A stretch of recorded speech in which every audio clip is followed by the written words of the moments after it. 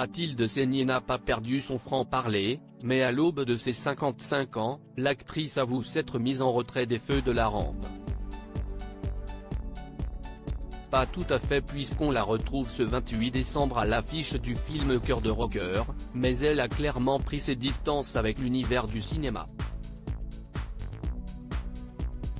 D'ailleurs, elle n'habite pas à Paris et explique comment sa vie au vert lui fait du bien dans le portrait de la semaine de 7 à 8 le 11 décembre 2022. En parlant de l'héroïne qu'elle incarne dans Cœur de rocker, proche des vrais gens et pas des bien-pensants, Mathilde Seigner explique qu'elle partage le sentiment de personnage « Oui, j'adore les vrais gens. D'ailleurs en vieillissant, je vois de moins en moins de gens de mon milieu.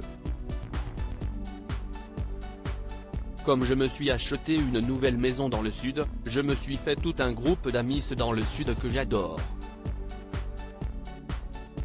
Je me sens bien avec ces gens.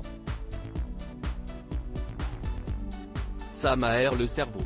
Loin de Paris, elle s'épanouit pour le mieux comme d'autres, tels que Pierre Ninet installé loin de la frénésie de la capitale avec sa famille.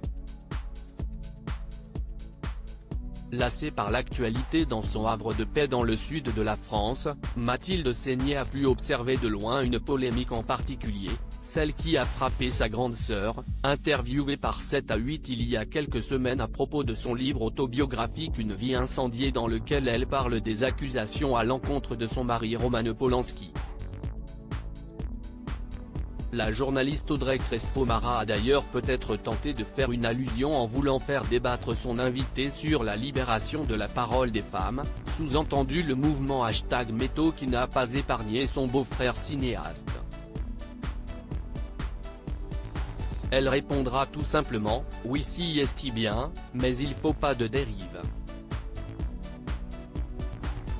Au cours de son portrait, elle évoque son fils de 15 ans, né de son couple avec le cadreur Mathieu Petit, qui porte le prénom de son illustre grand-père qu'elle adorait, le comédien Louis Seigner.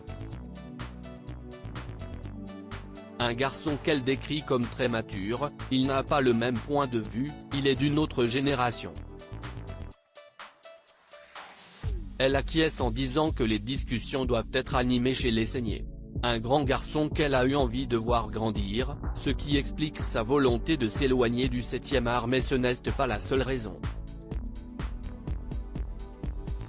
La mort brutale de son père Jean-Louis Seigner en 2020 lui a montré l'importance de passer du temps avec les siens.